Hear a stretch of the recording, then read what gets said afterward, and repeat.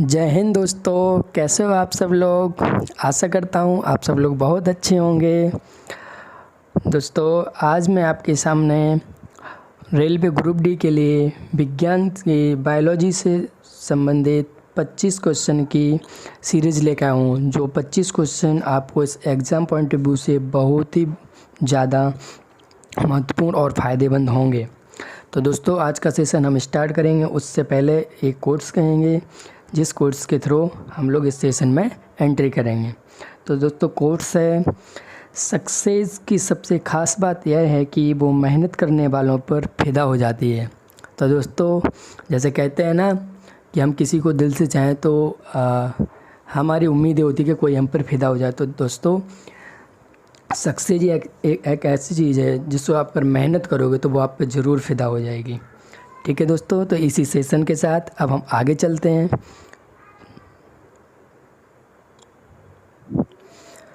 तो दोस्तों, अब हम आ गए हैं हमारे सेशन पर। हमारे सेशन का जो टाइटल है वो है कि बायोलॉजी के 25 मोस्ट इम्पॉर्टेंट टॉप क्वेश्चन जो रेलवे ग्रुप डी एग्ज़ाम के लिए जो इससे पहले पूछे भी गए हैं और आने वाली परीक्षा में पूछे भी जाएंगे। तो दोस्तों, अब हम स्टार्ट करते हैं। दोस्तों, हमारा पहला क्वेश्चन है, विटामिन की खोज किसने की थी। दोस्तों, विटामिन्स जो होते हैं उनकी खोज जो हमारा ऑप्शन में दिया हुआ है वो दिया हुआ है number A Funk, number B Rene Laennec, number C Robert Koch और नंबर डी लुई पास्चर। तो दोस्तों, विटामिन की खोज आप सब लोग हो सकता है पहले से जानते हो, इसकी खोज फंक ने की थी। दोस्तों, इस क्वेश्चन का ए ऑप्शन सही है। आशा करता हूँ दोस्तों आपको ये क्वेश्चन समझ आ गया होगा। अब हम इसी क्वेश्चन के साथ आगे बढ़ते हैं। ठीक है दोस्तों, तो हमारा दूसरा क्वेश्चन है, विटामिन्स क्या होते हैं। दोस्तों, जैसे आपने देखा होगा कि विटामिन, प्रोटीन, कार्बोहाइड्रेट, वसा ऐसी काफ़ी शरीर की ज़रूरतमंद चीज़ें हैं। तो दोस्तों, पता भी होना चाहिए हमें कि वो आखिरकार होती क्या चीज़ें। तो दोस्तों, जो विटामिन होते हैं, विटामिन एक तरीके से एक हमारे कार्बनिक यौगिक होते हैं। तो दोस्तों, इस क्वेश्चन का डी ऑप्शन सही हो जाएगा।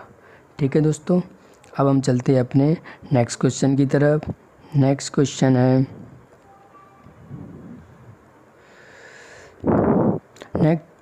है हमारा क्वेश्चन नंबर 3। क्वेश्चन नंबर 3 है, मानव शरीर में विटामिन का मुख्य कार्य क्या होता है।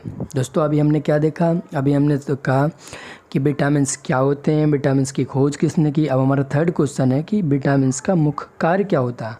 तो दोस्तों, हमारे इसमें ऑप्शन क्या क्या दे रखे हैं। ए ऑप्शन दिया है शरीर की वृद्धि करना, बी ऑप्शन दिया है ऊर्जा प्रदान करना, सी ऑप्शन दिया है रोग निरोधक क्षमता बढ़ाना और डी ऑप्शन है इनमें से कोई नहीं। तो दोस्तों, आपको जैसे कि जानते हो कि शरीर की वृद्धि के लिए हमें प्रोटीन की ज़रूरत होती है। शरीर की वृद्धि के लिए हमें प्रोटीन की ज़रूरत होती है ना। और ऊर्जा प्रदान करने के लिए ऊर्जा में किस चीज़ से मिलती है, ग्लूकोज या ये सब। तो ग्लूकोज वगैरह ये सब चीज़ें बनती हैं कार्बोहाइड्रेट से। तो हमें ऊर्जा के लिए कार्बोहाइड्रेट वगैरह की नीड होती है। ठीक है दोस्तों, तो और चौथा ऑप्शन इनमें से कोई नहीं। तो जो सी ऑप्शन है वो हमारा इसका सही आंसर है, जो कि है रोग निरोधक क्षमता बढ़ाना। तो विटामिन्स का बेसिकली हमारे शरीर में जो मुख्य कार्य है वो यही है कि शरीर की रोग निरोधक क्षमता को बढ़ाना। जैसे कहते हैं ना हम कि हमारी इम्यूनिटी सिस्टम स्ट्रांग हो जाए, ये सब चीज़, तो उसके लिए हमारे विटामिन से ये सब चीज़ें काम करती हैं। ठीक है दोस्तों, आशा करता हूँ आपको अच्छे से समझ आ गया। हम इसी क्वेश्चन के साथ अगले क्वेश्चन की तरफ चलेंगे। ठीक है दोस्तों, अगला क्वेश्चन हमारा क्वेश्चन नंबर 4। क्वेश्चन नंबर 4 है हमारा, प्रोटीन के निर्माण में आधारभूत इकाई है। दोस्तों, अभी जैसे हमने विटामिन पढ़ा, अब आ गया प्रोटीन। तो दोस्तों, प्रोटीन जो होता है, प्रोटीन का हमारा शरीर में मुख्य कार्य जो होता है वो होता है शरीर को वृद्धि देना। अब प्रोटीन शरीर को वृद्धि देता है, लेकिन प्रोटीन मिलता कहाँ से। तो दोस्तों, इसका जो ऑप्शन है ये ऑप्शन सही है, अमीनो अम्ल या अमीनो एसिड।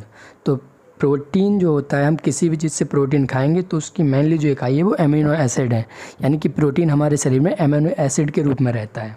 ठीक है दोस्तों, आशा करता हूँ ये क्वेश्चन आपकी समझ में बहुत अच्छे से आ गया होगा। ठीक है दोस्तों, अब हम नेक्स्ट क्वेश्चन पर चलते हैं। नेक्स्ट क्वेश्चन है हमारा क्वेश्चन नंबर 5। क्वेश्चन नंबर 5 है दोस्तों, क्वेश्चन नंबर 5 हमारा, प्रोटीन बनाने के लिए कितने अमीनो अम्ल आवश्यक हैं। दोस्तों हमारे शरीर में जो प्रोटीन बनता है तो वो क्या मैंने बताया जैसे कि अमीनो एसिड्स से बनता है। तो हमारे शरीर में अमीनो एसिड्स जो होते हैं कितनों की नीड होती है जिससे हमें प्रोटीन बन जाए। तो दोस्तों इसका सी ऑप्शन सही है, जो कि है 20। ठीक है दोस्तों, 20 प्रोटीन्स की नीड होती है हमें, 20 अमीनो एसिड्स की नीड होती है प्रोटीन को बनाने के लिए। ठीक है दोस्तों, आशा करता हूँ आपको ये क्वेश्चन समझ आएगा। अब हम नेक्स्ट क्वेश्चन की तरफ चलते हैं। नेक्स्ट क्वेश्चन है हमारा क्वेश्चन नंबर 6। क्वेश्चन नंबर 6 है, अमीनो अम्ल कितने प्रकार के होते हैं।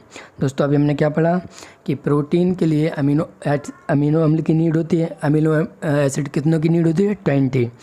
अब हम पढ़ें कि अमीनो एसिड होते कितने प्रकार के। अमीनो एसिड होते हैं हमारे 2 टाइप्स के। 2 टाइप्स के दोस्तों कौन कौन से होते हैं। अमीनो एसिड 2 टाइप्स के वो होते हैं जिनकी एक तो क्या होती है हमारे शरीर में दोस्तों एक तो होते हैं जो हम खाना खाते हैं, खाने के थ्रू जो हमें प्रोटीन मिलता है, ये कुछ टाइप के। दूसरे टाइप के होते हैं जो हमारी बॉडी सेल्फ क्रिएशन करती है। तो फर्स्ट टाइप का जो होता है जो हमें फूड से मिलता है उसको बोलते हैं तात्विक अमीनो एसिड, और जो हमारे शरीर में सेल्फ प्रोड्यूस होते हैं उनको बोलते हैं अतात्विक अमीनो एसिड। तो जो फूड के थ्रू मिलते हैं वो दोस्तों 9 होते हैं। फूड के थ्रू जो मिलते हैं वो 9 होते हैं, और जो हमें जो सेल्फ प्रोड्यूस होते हैं बॉडी के अंदर वो उनकी संख्या होती है 11। तो दोस्तों मोस्टली प्रोटीन जो अमीनो एसिड वो हमारी बॉडी खुद सेल्फ मेड कर लेती है। ठीक है दोस्तों, आशा करता हूँ ये क्वेश्चन आपकी समझ में बहुत अच्छे से आ गया होगा। अब हम नेक्स्ट क्वेश्चन की तरफ चलते हैं। नेक्स्ट क्वेश्चन है हमारा क्वेश्चन नंबर 7। क्वेश्चन नंबर 7 है दोस्तों हमारा, कोशिकाओं में तत्कालीन ऊर्जा उत्पादन के लिए निम्नलिखित में से क्या लिया जाता है। दोस्तों आपने सुना होगा कि सुना क्या होगा दोस्तों, जनरली यूज़ भी होता है कि कोई प्लेयर्स होते हैं जब उनकी सडनली एनर्जी डाउन हो जाती है या बहुत ज़्यादा प्लेइंग करते करते, लाइक क्रिकेट में भी जो क्रिकेट बैट्समैन होते हैं बहुत ज़्यादा बैटिंग करते हैं तो वो थक जाते हैं, तो उनको एक इंस्टेंट एनर्जी सोर्स होता है जिससे हमें तत्कालीन ऊर्जा मिलती है। तो दोस्तों वो कहाँ किस चीज़ से मिलती है। अभी जैसे मैंने पहले आपको बताया था कि ऊर्जा हमें किस चीज़ से मिलती है। ऊर्जा मिलती है हमें कार्बोहाइड्रेट से। तो कार्बोहाइड्रेट हमारे शरीर में, कार्बोहाइड्रेट की जो मेन यूनिट होती है वो होती है ग्लूकोज। यानी हमारे शरीर में जो कार्बोहाइड्रेट होता है वो डाइजेशन, आफ्टर डाइजेशन ग्लूकोज में कन्वर्ट होके और रहता है। तो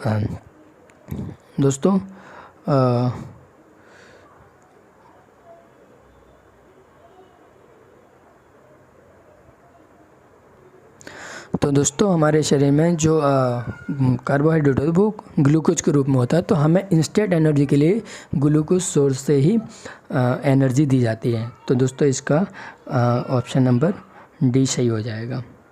इस क्वेश्चन का ऑप्शन नंबर डी सही हो जाएगा। ठीक है दोस्तों, अब हम चलते हैं अपने नेक्स्ट क्वेश्चन की तरफ। नेक्स्ट क्वेश्चन है हमारा क्वेश्चन नंबर 8, जो कि है ऊतक क्या होता है। ऊतक क्या है। ठीक है दोस्तों, अभी जैसे हमने क्या बताया, अभी मैं आपको बता रहा था कि हमारा जो शरीर होता है, शरीर में प्रोटीन, कार्बोहाइड्रेट, वसा, विटामिन ये सब चीज़ें होती हैं। तो ऐसे ही दोस्तों हमारे शरीर में एक ऊतक नाम की भी चीज़ होती है। ऊतक दोस्तों क्या होता है, बेसिकली हमारा शरीर जो है, जो शरीर की सबसे छोटी कोशिका है, सबसे जिस चीज़ से शरीर मिलके बना है वो होती है कोशिका। लाइक अगर कोशिका को हम आपको समझाना चाहें तो ऐसे समझ सकते हैं कि जैसे हमारा एक कोई बिल्डिंग का रूम है और वो हम छोटे से ईंटों से मिलके बनाते हैं। तो जैसे एक वॉल बन गई है तो वो वॉल क्या छोटी छोटी ईंटों से मिलके बनाई, बट ओवरऑल अगर हम बोलोगे तो एक वॉल है वो। तो उस वॉल की जो हम मेनली जो एक तरीके से सेल बोलेंगे, जो उसकी कोशिका है वो है ईंट। तो लाइक ऐसे हमारे शरीर की जो मेन चीज़ है जिससे हमारा शरीर छोटी छोटी चीज़ों से मिलकर बना है वो है कोशिका। तो ऐसे ही दोस्तों कोशिका, अब शरीर में छोटे छोटे भागों में हर जगह कोशिका है। तो ऐसे ही दोस्तों कोशिकाओं के समूह को, जैसे एक एरिया है वो है वहाँ पे कोशिका है, तो उसके जो समूह होता है उसको बोल देते हैं हम ऊतक। ठीक है दोस्तों। और ऐसे ही ऊतक, फिर ऊतक से मिलके बनता है अंग, कोई भी हमारी बॉडी का जो पार्ट है, लाइक कोई भी आप ले लो, हैंड या कोई भी कान या कुछ भी। और देन फिर कई अंग को मिला के अंगों को मिला के बनता है तंत्र, एक सिस्टम। जैसे आपने पढ़ा होगा हमारे पाचन तंत्र, तंत्र का तंत्र एटसेट्रा, ऐसे काफ़ी तंत्र होते हैं। तो इस तंत्र और फिर काफ़ी तंत्र को मिला के हमारे शरीर बनता है, यानी बॉडी। तो दोस्तों आशा करता हूँ आपको ऊतक बहुत अच्छे से समझ आ गया हो। तो इसका जो आंसर होगा वो होगा answer number, option number C. ठीक है दोस्तों, ये जैसे मैंने आपने बताया दोस्तों, इस सीरीज को याद रखना कि कोशिका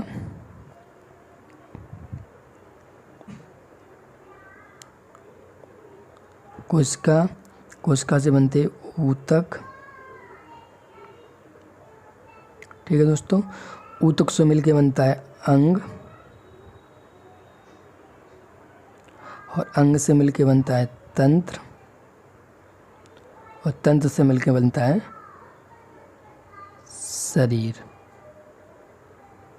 ठीक है दोस्तों, तो ये आप पांचों जो सिस्टमेटिक अरेंजमेंट एक है कि पहले क्या फिर क्या उससे, तो ये याद रखना। ठीक है दोस्तों, तो अब हम चलते हैं अपने नेक्स्ट क्वेश्चन की तरफ। नेक्स्ट क्वेश्चन हमारा क्वेश्चन नंबर 9। क्वेश्चन नंबर 9 हमारा, ऊतक कितने प्रकार के होते हैं। दोस्तों अभी हमने बताया कि ऊतक क्या होता है, कोशिकाओं के समूह को कहते हैं। तो ऐसे दोस्तों हमारे ऊतकों की संख्या भी होती है। तो बेसिकली हमारे शरीर में जो ऊतक की संख्या है वो है 4 टाइप के ऊतक होते हैं। ठीक है दोस्तों, तो इसका ऑप्शन नंबर बी सही हो जाएगा। ठीक है दोस्तों, अब हम चलते हैं हमारे नेक्स्ट क्वेश्चन की तरफ। नेक्स्ट क्वेश्चन है हमारा क्वेश्चन नंबर 10। तो दोस्तों हमारा क्वेश्चन नंबर 10 है, मानव शरीर का तापमान कितना होता है। जो ह्यूमन बॉडी है दोस्तों, उसका एक टेम्परेचर स्टैंडर्ड है कि इतना होता है एवरेजली। तो वो कितना होता है दोस्तों, वो होता है हमारा 37 डिग्री सेल्सियस। दोस्तों आपको पता होगा टेम्परेचर की यूनिट्स कई होती हैं, तो ये डिग्री सेल्सियस में 37 है। ऐसे ही एक होता है फ़ारेनहाइट। तो फ़ारेनहाइट में दोस्तों इसकी वैल्यू जो होती है, बेसिकली दोनों यूनिट को याद रखना, इन दोनों यूनिट को ऑप्शन में आ भी जाता है आंसर। तो जो फ़ारेनहाइट में इसकी वैल्यू होती है 98.6। दोस्तों कितनी होती है, 98.6 डिग्री फ़ारेनहाइट। ठीक है दोस्तों, तो 98.6 डिग्री फ़ारेनहाइट और 37 डिग्री सेल्सियस। आशा करता हूँ दोस्तों आपको अच्छे समझ में आ गया होगा। अब हम अपने नेक्स्ट क्वेश्चन की तरफ चलेंगे। नेक्स्ट क्वेश्चन है हमारा क्वेश्चन नंबर 11। क्वेश्चन नंबर 11 है दोस्तों हमारा, मानव शरीर में जल की मात्रा कितने प्रतिशत होती है। सबको याद होगा दोस्तों कि मानव शरीर में जल की मात्रा कितने प्रतिशत होती है। तो इसका ऑप्शन नंबर डी सही है, 75%। वैसे दोस्तों इसका कभी अगर आपको ऑप्शन में ऐसा मिल जाए 70 या फिर 80 या फिर 65, बेसिकली दोस्तों जो शरीर के लिए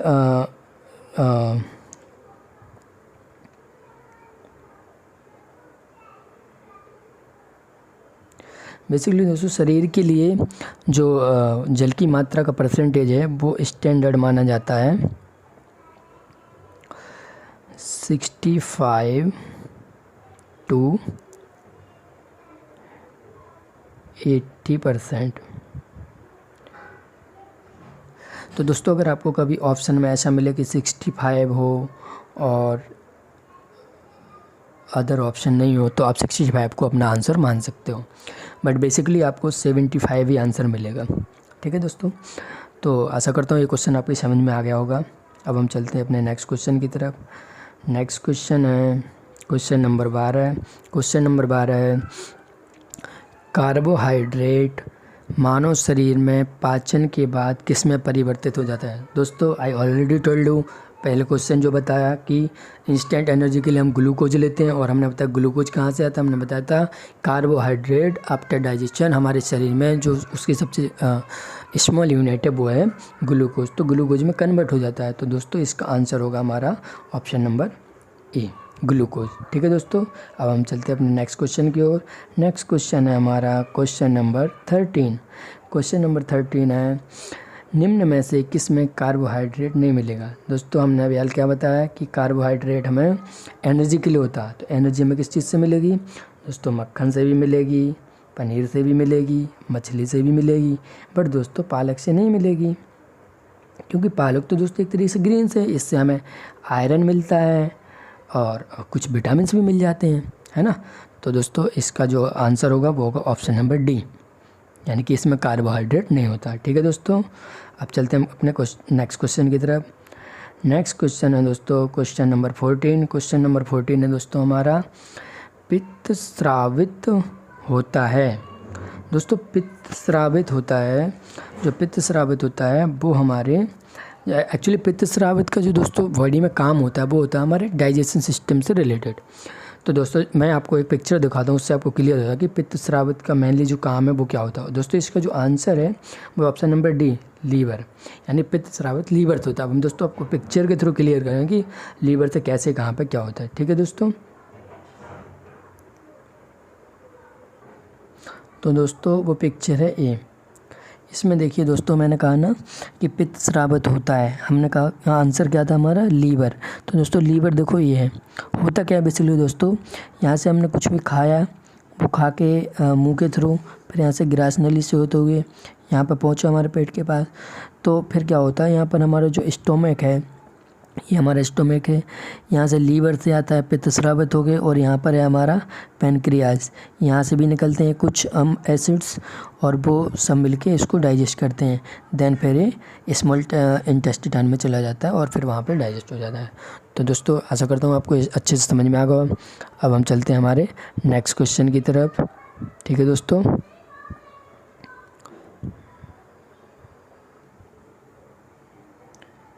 ठीक है दोस्तों, तो इसका हमारा ऑप्शन नंबर डी सही हो जाएगा। अब हम चलते हैं दोस्तों नेक्स्ट क्वेश्चन की तरफ। नेक्स्ट क्वेश्चन है हमारा क्वेश्चन नंबर 15। क्वेश्चन नंबर 15 है, पेट में भोजन को पचाने के लिए निम्नलिखित में से किसकी आवश्यकता होती है। दोस्तों मैंने अभी बताया आपको कि हमारे शरीर में भोजन ऐसे फिगर के थ्रू मैंने आपको बताया था कि यहाँ से वहाँ, वहाँ से वहाँ जाता है। दोस्तों अभी मैंने जस्ट आपको पिक्चर दिखाई थी। तो दोस्तों हमारे शरीर में जो पानी को मैन पचाने के लिए जो हमारे शरीर में होते हैं वो होते हैं एंजाइम्स। तो दोस्तों इस क्वेश्चन का हमारा ऑप्शन नंबर सी सही हो जाएगा। ठीक है दोस्तों, आशा करता हूँ ये क्वेश्चन आपको समझ में आ गया। अब हम नेक्स्ट क्वेश्चन की तरफ चलते हैं। नेक्स्ट क्वेश्चन है हमारा क्वेश्चन नंबर 16। क्वेश्चन नंबर 16 है, निम्न में से कौन सा एसिड हमारे पेट में उपस्थित होता है। दोस्तों हमारे पेट में एसिड होते हैं, तो दोस्तों इनमें से कौन सा एसिड होता है, वो होता है दोस्तों हमारे शरीर में कौन सा, वो होता है हाइड्रोक्लोरिक एसिड, जिसको हम बोलते हैं HCl। ठीक है दोस्तों, तो ये हमारे शरीर में अवेलेबल होता है और हम इसको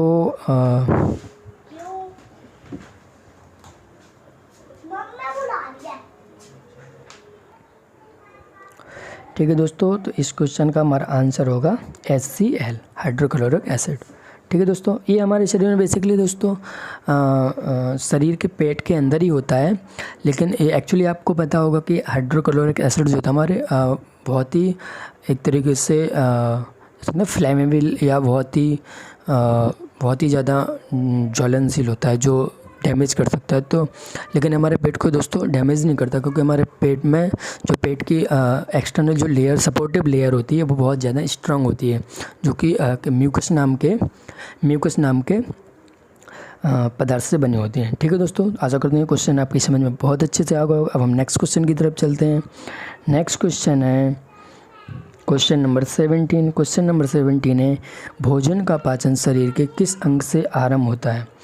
तो दोस्तों जो हम खाना खाते हैं बेसिकली उसका जो पाचन फाइनली जो होता है वो छोटी आंत के पास होता है, बट दोस्तों आरंभ कहाँ से होता है, क्वेश्चन हमारे है कि आरंभ।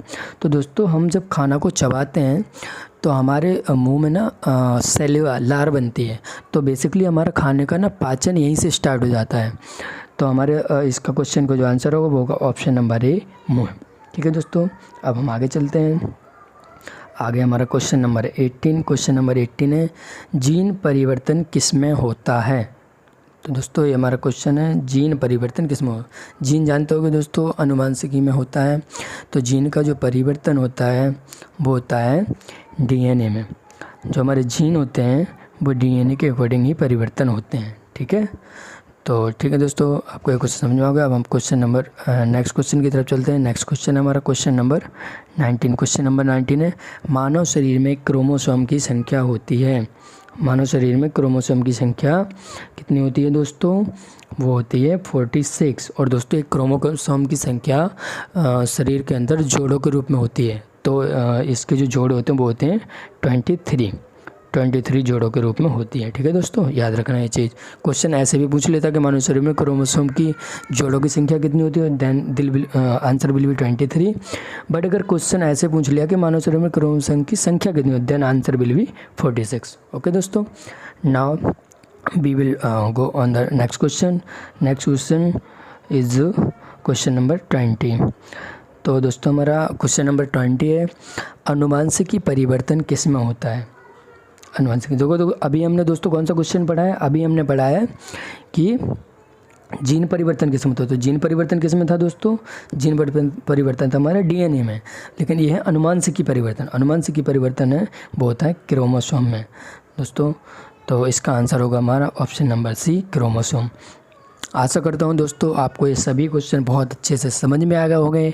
और अगर दोस्तों इन क्वेश्चन में आपको कुछ समझ नहीं आ गया या आपकी कोई शिकायत है तो आप मुझे कमेंट कीजिए। और अगर दोस्तों ये वीडियो आपको अच्छी लगी है तो प्लीज़ इस वीडियो को लाइक कीजिए, शेयर कीजिए और हमारे चैनल को सब्सक्राइब कीजिए, क्योंकि दोस्तों अभी हमारा न्यू चैनल ही है। तो अगर आपका सपोर्ट मिलेगा तो हम और अच्छा बेहतर काम कर पाएंगे। ठीक है दोस्तों, तो हम इसी क्वेश्चन के साथ अपनी वीडियो को अंत करेंगे। अंत करने से पहले दोस्तों एक, जैसा कि हम डेली बताते हैं आपको कि एक कोर्स के साथ अंत करेंगे। कोर्स दोस्तों हमारा वही है जो पहले बताया था कि सक्सेस की सबसे बड़ी खास बात है कि वो मेहनत करने वालों पर फिदा हो जाती है। तो दोस्तों हमें सक्सेस की टेंशन नहीं लेनी चाहिए और हमें रेगुलर प्रयास करना चाहिए, रेगुलर पढ़ाई करनी चाहिए, अनुशासन के साथ अपना कंटिन्यूसली स्टडी करनी चाहिए। तो दोस्तों एक दिन ज़रूर हमें सफलता मिलेगी। और दोस्तों हर चीज़ एक टाइम से ही मिलती है, बस हमें अपना प्रयास जारी रखना है। तो ठीक है दोस्तों, इसी कोर्स के साथ नेक्स्ट वीडियो में मिलेंगे। इस वीडियो को विराम देते हैं। जय हिंद।